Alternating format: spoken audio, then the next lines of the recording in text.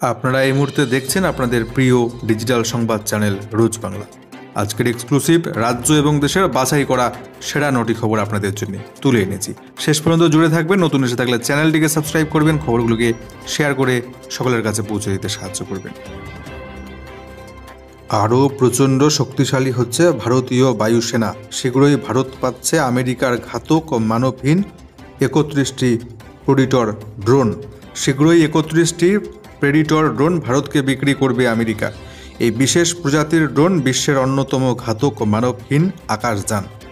3.99 billion মার্কিন ডলারের বিনিময়ে ভারতীয় সেনাকে এই 31টি প্রেডিটর ড্রোন বিক্রির সিদ্ধান্ত নিয়েছে আমেরিকা। এই মরণাস্ত্রের সাহায্যে 2000 কিমি দূর থেকে একটি মাত্র বোতামের চাপে আকাশে 250 মিটার ওপর থেকে শত্রুর ওপর বোমা ফেলা সম্ভব। মধ্যপ্রাচ্যে এই ড্রোনের সাহায্যেই মোল্লা জাওয়াহিরি, কাসেম সোলেমানির মতো দেশের শত্রুদের খতম করেছে আমেরিকা।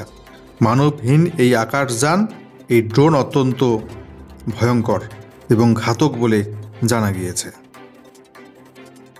মাধ্যমিক শুরুর প্রথম দিনেই হলো প্রশ্ন ফাঁস। পর্ষদ চিহ্নিত করল দোষীদের। 2জন পরীক্ষার্থীর এবছরের জন্যে মাধ্যমিক পরীক্ষা করে দেওয়া হলো বাতিল।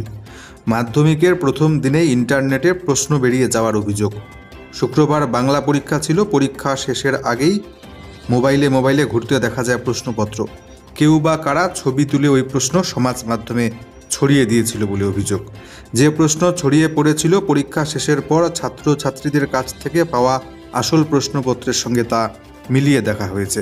প্রশ্ন একেবারে হুবহু মিলে গিয়েছে। অর্থাৎ আসল প্রশ্নপত্রের ছবি কেউ তুলে সামাজিক মাধ্যমে ছড়িয়ে দিয়েছিল। এই ঘটনায় পরীক্ষা শেষের 1 ঘন্টার মধ্যেই দোষীদের চিহ্নিত করেছে পর্ষদ। মালদহের 2 মাধ্যমিক পরীক্ষার্থী এই প্রশ্ন মোবাইলের মাধ্যমে চারিদিকে ছড়িয়ে দিয়েছিল। মালদহের ওই 2 মাধ্যমিক পরীক্ষার্থীর পরীক্ষা এই বছরের জন্য বাতিল করে দিল পর্ষদ। প্রসঙ্গত আপনাদেরকে জানিয়ে রাখি, এবছর থেকে প্রশ্ন ফাঁস রুখতে কঠোর ব্যবস্থা নিয়েছে পর্ষদ। পাতা হয়েছিল বিশেষ ফাঁদ। প্রশ্নপত্রের মধ্যেই ছিল সেই ফাঁদ লুকিয়ে। প্রশ্নপত্রগুলি এবছর এমনভাবে তৈরি করা হয়েছিল যাতে কেউ সেই প্রশ্নপত্রের ছবি তুলে ভাইরাল করলে তাকে চিহ্নিত করা সম্ভব হবে তাড়াতাড়ি। প্রশ্নপত্রের প্রত্যেক পৃষ্ঠায় একটি করে কিউআর কোড চেপেছিল পর্ষদ। কেউ ছবি তুললে সেই কিউআর কোডের সূত্র ধরেই ছবিটি কোথা থেকে তোলা হয়েছে তা চিহ্নিত করা সম্ভব বলে জানিয়েছিল পর্ষদ। রাজ্যের যে কোনো প্রান্ত থেকে প্রশ্নের ছবি তোলা হোক না কেন, পর্ষদ তা জানতে পারবে বলে দাবি করা হয়েছিল। সেই ফাঁদেই পা দিয়েছিল মালদহের ওই 2 পরীক্ষার্থী।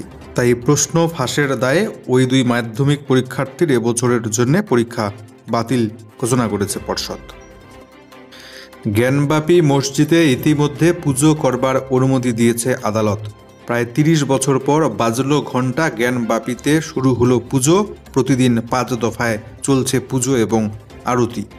প্রায় 3 দশক পেরিয়ে জ্ঞানবাপীর ভেতর ঘণ্টাধ্বনি প্রত্যহ। প্রত্যেক দিন 5 দফা আরতি হবে পুজো। জেলা প্রশাসন এবং পুলিশি নিরাপত্তায় বৃহস্পতিবার ভোররাত থেকে শুরু হয়েছে পুজো। বুধবারে মিলেছিল অনুমতি, তারপরে শুরু হয় প্রস্তুতি। পাতালঘর ব্যাসকা তেহখানায় শুরু হয় পুজো দেওয়া। ইতিমধ্যে সেই পুজোর ছবির মুহূর্ত এসেছে প্রকাশ্যে।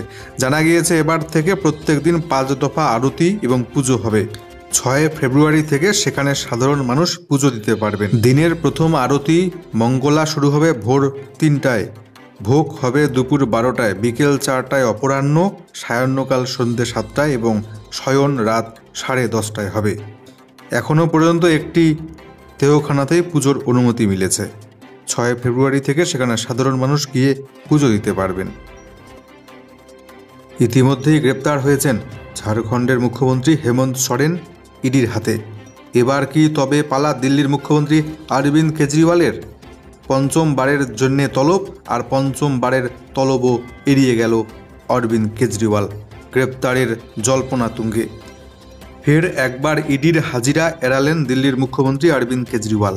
এই নিয়ে 5ম বার।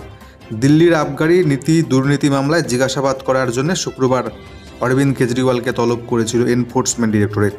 কিন্তু ফের ইডির সমন এড়িয়ে গেলেন তিনি। আম আদমি পার্টির দাবি, মুখ্যমন্ত্রীকে মিথ্যে মামলায় গ্রেপ্তার করার জন্যই বারবার সমন পাঠাচ্ছে, চক্রান্ত করছে ইডি। বুধবারই কেজরিওয়ালকে নতুন সমন পাঠায় ইডি। শুক্রবার তাকে হাজিরা দিতে বলা হয়েছিল, তবে দলীয় সূত্রে জানা গিয়েছে এদিনও হাজিরা দেননি কেজরিওয়াল। বিগত 4 মাস ধরে দিল্লির মুখ্যমন্ত্রীকে জিজ্ঞাসাবাদ করবার জন্য সমন পাঠাচ্ছে এনফোর্সমেন্ট ডিরেক্টরেট, কিন্তু প্রতিবারই সমন এড়িয়ে যাচ্ছেন অরবিন্দ কেজরিওয়াল। আম আদমি পার্টির তরফে দাবি করা হচ্ছে কেজরিওয়ালকে গ্রেপ্তার করবার জন্যই মোদিজির এই ফন্দি।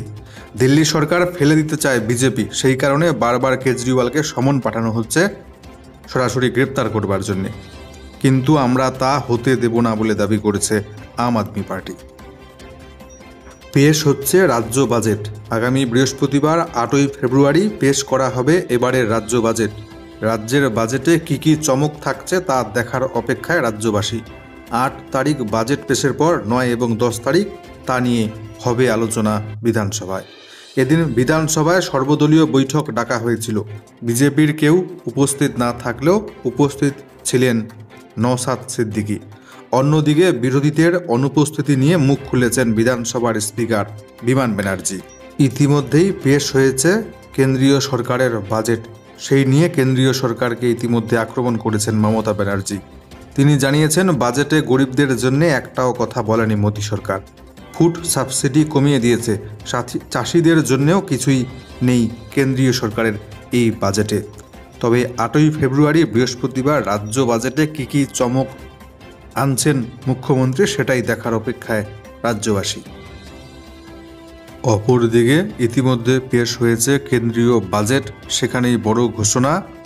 300 ইউনিট পর্যন্ত মিলবে বিনামূল্যে বিদ্যুৎ। বছরে 15,000 টাকা থেকে 18,000 টাকা বাঁচানোর জন্য কেন্দ্রীয় সরকারের তরফ থেকে 1 কোটি বাড়ির ছাদে সৌর প্যানেল লাগানো হবে, নতুন প্রকল্প আনছে মোদী সরকার। এর ফলে 300 ইউনিট পর্যন্ত বিদ্যুৎ মিলবে বিনামূল্যে।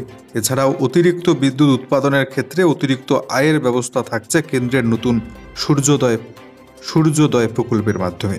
এছাড়া প্রধানমন্ত্রী আবাস যোজনা প্রকল্পের আওতায় আগামী 5 বছরে গ্রামীণ এলাকায় আরও নতুন 2 কোটি বাড়ি প্রদান করা হয় বলে জানিয়েছেন কেন্দ্রীয় অর্থমন্ত্রী নির্মলা সীতারামন এবারের বাজেটে। এছাড়া প্রধানমন্ত্রী কিষাণ সম্মান নিধি যোজনার যে কিস্তির টাকা সেটা বাড়ানো হবে বলে আশা করছিল কৃষক ভাইরা, কিন্তু তেমন কিছু হয়নি। প্রধানমন্ত্রী কিষাণ সম্মান নিধি প্রকল্প নিয়ে কোনো সুখবর কিন্তু এবারের বাজেটে দেয়নি কেন্দ্রীয় সরকার। এছাড়াও কেন্দ্রীয় অর্থমন্ত্রীর ঘোষণা অনুযায়ী সাধারণ ট্রেনের 40,000 কোচকে বন্দে ভারত এক্সপ্রেসের ট্রেনের কোচের মতো স্ট্যান্ডার্ড কোচে রূপান্তরিত করা হবে। নিরাপত্তা স্বাচ্ছন্দ্য প্রদানের পরিপ্রেক্ষিতে এমন ব্যবস্থা গ্রহণ করা হবে বলে জানিয়েছেন তিনি। পাশাপাশি মেট্রো রেল প্রকল্পে আরও উন্নয়ন আনা হবে। নম ভারত প্রকল্পকে দেশে আরও অনেক শহরে ছড়িয়ে দেওয়া হবে। আমাকে জেলে ভরলে আমি জেল ফুটো করে বেরিয়ে আসব, হুঙ্কার মুখ্যমন্ত্রীর। বিষয়টি প্রায় ছবির মতো স্পষ্ট ছিল। ঝাড়খণ্ডের মুখ্যমন্ত্রী হেমন্ত সোরেনের গ্রেপ্তারি ছিল সময়ের অপেক্ষা। বুধবার ঝাড়খণ্ডের মুখ্যমন্ত্রীর পদ থেকে ইস্তফা দিতেই ঝাড়খণ্ডের মুখ্যমন্ত্রীকে গ্রেপ্তার করেছে এনফোর্সমেন্ট ডিরেক্টরেট। এই ঘটনা 24 ঘন্টা পের হবার আগেই হুঙ্কার ছাড়লেন পশ্চিমবাংলার মুখ্যমন্ত্রী মমতা ব্যানার্জি। কার্যত হুঁশিয়ারির সুরেই তিনি বললেন, তাকে যদি জেলে ঢোকানো হয় তাহলে তিনি বিজেপি বিরোধী লড়াই থেকে 1 ইঞ্চিও সরবেন না। বৃহস্পতিবার শান্তিপুরের সরকারি পরিষেবা প্রদান কর্মসূচি থেকে তৃণমূল নেতাদের গ্রেপ্তারির প্রসঙ্গে মুখ খোলেন মমতা ব্যানার্জি। তিনি বলেন, আমাকে জেলে পুরলে আমি জেল ফুটো করে বেরিয়ে আসব। তবে এদিন সরাসরি হেমন্ত সোরেনের গ্রেপ্তারি প্রসঙ্গে কোনো কথা বলেননি মমতা ব্যানার্জি। বরং বিজেপিকে আঘাত নিয়ে মমতা ব্যানার্জি বলেন, আমরা সবাই চোর, আর আপনারা কি সাধু? সব তো চোরেদের জমিদার জোদ্দার, মানুষের টাকা লুট করে বড় বড় কথা বলছে। চোরের মায়ের বড় গলা, শূন্য কলসি বাজে বেশি, এমনটাই দাবি মমতা ব্যানার্জির। আজ কেমন থাকবে রাজ্যের আবহাওয়া? নজর থাকছে শুরুতেই উত্তরবঙ্গের জেলাগুলির দিকে। আজকে উত্তরবঙ্গের দার্জিলিং জেলায় 2-1টি জায়গায় সামান্য পরিমাণ বিক্ষিপ্তভাবে হালকা বৃষ্টি হতে পারে। এছাড়া হালকা মাঝারি কুয়াশা বজায় থাকবে উত্তরবঙ্গের প্রত্যেকটি জেলাতেই। আজকে উত্তরবঙ্গের দার্জিলিং জেলা বাদ দিয়ে বাকি জেলাগুলির আবহাওয়া শুকনোই থাকবে। দার্জিলিং জেলা বাদ দিয়ে অন্য কোনো জেলার কোথাও বৃষ্টিপাতের কোনো সম্ভাবনা নেই, তবে হালকা মাঝারি কুয়াশা থাকবে। দক্ষিণবঙ্গের কোনো জেলাতেই আজকে বৃষ্টিপাতের কোনো সম্ভাবনা নেই, পুরোপুরি থাকবে আবহাওয়া শুকনো, তবে বিক্ষিপ্তভাবে হালকা থেকে মাঝারি কুয়াশা বজায় থাকবে দক্ষিণবঙ্গের জেলাগুলিতে। পরবর্তী 24 ঘন্টা অর্থাৎ রবিবার নাগাদ পুরোপুরি আবহাওয়া শুকনো থাকবে দক্ষিণবঙ্গের প্রত্যেক জেলায়।